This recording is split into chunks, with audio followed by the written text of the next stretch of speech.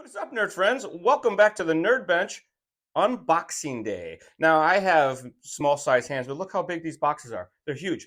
These are the new Max 6 G2 speed control and the Ezrun 5690 and 4990 G2 motor. The latest update to the Max series that gets the G2 treatment, if you will, waterproof censored basher systems. These are rated for 3 to 8S, and the speed control has Bluetooth built right into it. So you don't need any extra programming devices. You just download the app and you can get down on the speed control tuning. We're going to take a quick look at these items out of the box and get the speed control hooked up and do some checks. All right, so up first, we're going to do the 5690 motor. This is a 56 millimeter diameter by a 90 millimeter length, 1250 kV, rated for 3 to 8S. Has a 8 millimeter diameter motor shaft on it. Every time you open your new electronics, do you hear the angels sing like I do? Get this guy open. Best friend in the whole wide world. The instruction manual. It comes with the extra set of plugs that you'll need.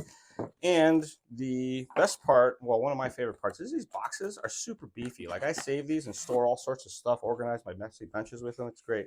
Even this foam is fantastic. So there we have it. The beautiful Ezrun 5690 G2 with the Hobbywing waterproof motor sensor on it. It does come with 8 millimeter bullet plugs in case you want to run this with one of the speed controls that has the 8 millimeter bullet plugs, like the Max 5 or the 4, whatever the case may be. Those are included in the package for your own installation.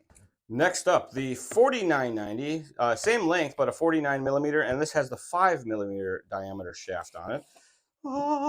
There it is again. It happens every time. Same stuff in the package. Another best friend, the instruction manual. Another super storage box. So there's that guy. Look, these things are still pretty big, and these are the smaller of the motors that we have. These 90 millimeter lengths are to fit more of the average size vehicles, if you will. The other motors are a little too long, so look there. And finally, what you've all been waiting for, the new Max 6 G2 with the built-in Bluetooth. Get this guy open. We'll throw a pair of calipers on it so you get that size. You get some nice mounting tape, some extra shrink tubing, which is always helpful. This extra wire is to make the series connector because it doesn't come with plugs installed, so you use this so you can set it up for dual battery packs. It does work off of a single battery pack as well. So we hop in decals and your best friend in the whole wide world, the instruction manual. If you ever need to know what settings your speed control has, they always have these charts in here that have them listed. Right there in the middle. That guy will help you know what all the settings that your speed control has available. And these instruction manuals are also available online. Another fantastic storage box. And the Max 6 G2 with Bluetooth built right into it. There we have it. Let me get a pair of calipers, get you some sizes on all of this. So for the width, we've got 56 millimeter width, the 45 and some change height, and the length is going to be 71 millimeters. We'll do it in standard as well. Make sure that's all zeroed out. So your length is going to be 2 3/4. Your width is going to be 2 1/4, give or take. And the height is going to be about 1 3/4 plus a little bit, 1.7 or 0.8 rather. Comes with 10 gauge wire, power caps are right there, and you have your, and the speed control does have the 6 millimeter bullets installed on it. It does have the smart fan too, so the fan's only going to run when the speed control gets hot enough to need it. So a lot of times folks send us emails about that, hey, my fan only turns on for a moment, but as you drive it around, it does come on. So it has a high-powered BEC switching style, so it can handle all the high voltage stuff. It goes all the way up to 8.4 volts, and it is an 8 amp regulator, so this will handle multiple servos. The big heavy servos, no problem at all. The speed control is rated for 3 to 8S, so it's set up to run on small vehicles. If you want to go super overkill on one of your 3S setups, you could use this guy as well. And as I mentioned, the Bluetooth is built in, so I'm going to power this guy up, and we're going to hook up the app and take a look at the speed control settings. Okay, so I've got the speed control hooked up to power. I'm going to flip it on. Light starts to blink, and then we can open up the app. With the app open, you tap the little link icon up here, and we can get into settings. You select the item. Before you change your name, it'll have a generic name. Default password is always the same. Hit OK, and then you get into the main menu. To get into the speed control settings, you go to parameters. Settings here is for the speed control itself, and you can check the module and change the name of your speed control. I always like to change the name of my speed controls right away so that in case you're sitting around with buddies tuning on speed controls, you know whose is whose. We'll hit confirm, confirm, confirm. And once you change the name, it's going to disconnect because now it's a new name. But there it is, Charlie Max 6. I leave my password the same because I don't want to have to worry about that sort of thing. That way it's always on the screen. Default password, all 8s. And it makes it, if you're out doing things, anybody can adjust your speed control as needed. So we'll tap on parameters and take a look at what the speed control has to offer. On the top, you get your profile name. You can change the profile name if you want to. Often I do that. You can do the factory reset right here. You can import any saved profiles that you have on your device, or you can export your saved profile if you like as well. It saves on the actual device, and that way you can download them again later. And then when you make any setting changes, you have to tap save for them to stick. If you don't put save and you exit, it'll just erase all the setting changes that you had in there.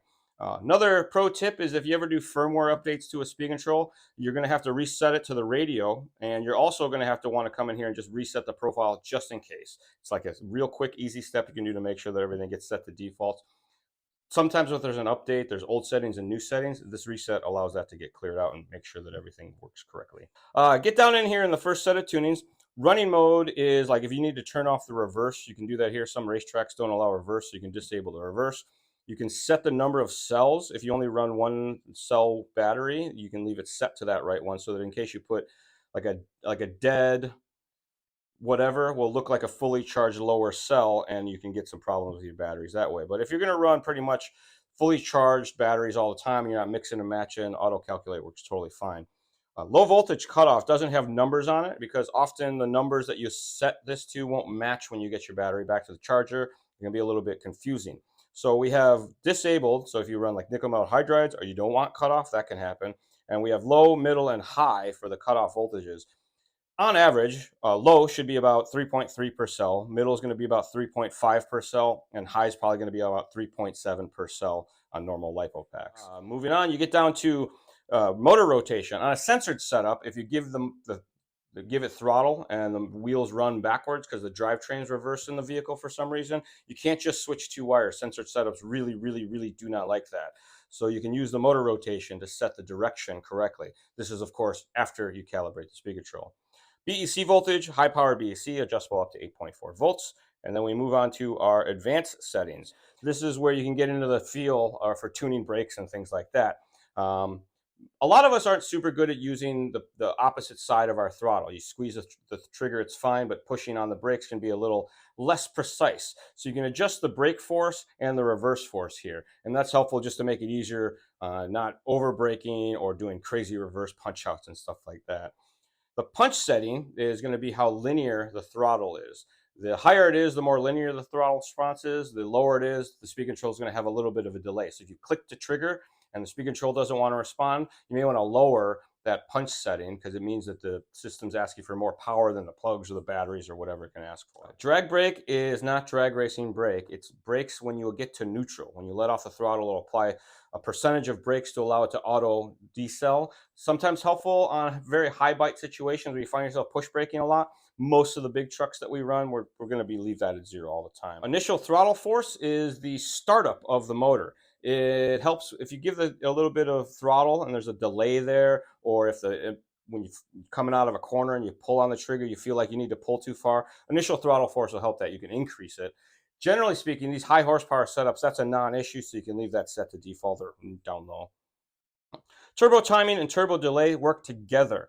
The speed control can apply electronic timing advance to the motor to make it faster. So if you can't gear up or you found that you've topped it out and you can use a little bit more horsepower and you've got some temperature to spare, you can use the turbo timing to add that. And people always want to just run it all the time. But sometimes you just don't need it and you don't need that temperature. It helps run times and things like that. So the turbo timing is the amount of timing advance that the speed control is going to apply to the motor. It goes up to about 24 degrees, if I remember correctly. Yeah. Turbo delay is how long after you get to full throttle before the turbo starts to apply. And this allows the motor to ramp all the way up. In some situations, you want a lot of delay there so that it has more time, so you're really buried into the trigger. And you can see that's adjustable from as low as instant. So as soon as you get to full throttle, it's going to dump timing, or as low as 0.05 seconds up to about a second. So you can get that kind of, feels like it shifts. So you have to really be in there before it gets all the timing.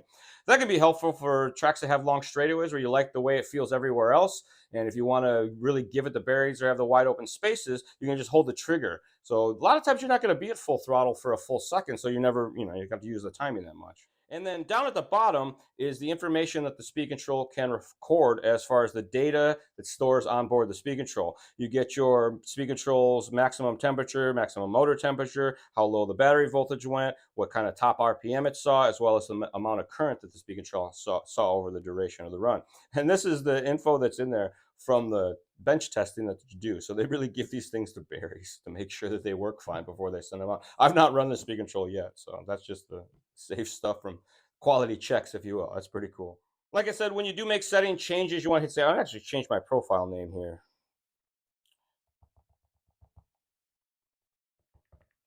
I just put my name on everything. That way when people are clicking around, they know it's me. And then, like I said, anytime you make saves or setting changes, you have to hit save.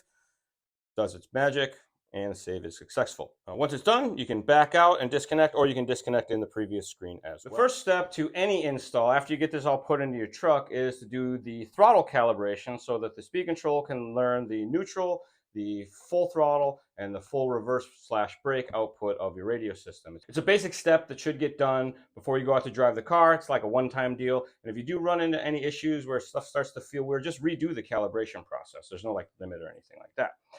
Have the battery pack hooked up, have a receiver connected to a bound radio, and this is plugged into channel number 2.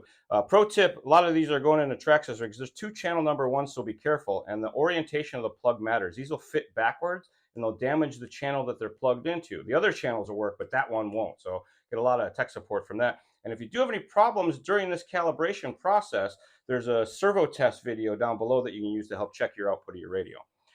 So to start the process, it's a press and hold. The light will come on and start to blink. You let go. You get another blink. There's some beeping. You tap it to set neutral. Beeps once. Go full throttle, tap it again. Beeps twice. Go to full reverse and tap it again. And that is basic calibration. When it gets done, you get throttle operation. And take a look at the operation of the lights. At neutral, you get no light. As you give it throttle, light comes on, red, and then at full throttle, you get a green light. And on the reverse, you first tap is brake, and then you get reverse operation.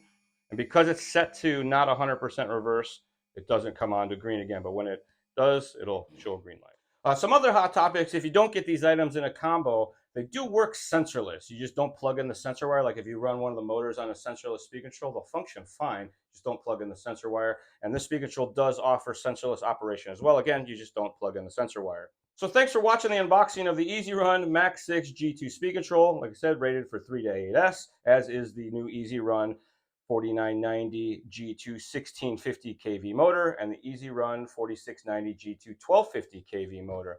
An unboxing means that these are available very, very soon, if not by the time you've watched this video. Check with your local hobby shop or at hobbywingdirect.com. There is a link in the description down below that has all the pertinent information. Don't forget about our podcast, everybody. We do a podcast. It's called RC Stuff, powered by Hobbywing. Just look it up on your favorite podcast service. Each and every episode, we give away free Hobbywing combos. All you have to do to enter to win is listen to an episode. And as always, folks, thanks for tuning in. Another episode of The Charlie Show right here on the Hobbywing official YouTube channel. We'll see you next time.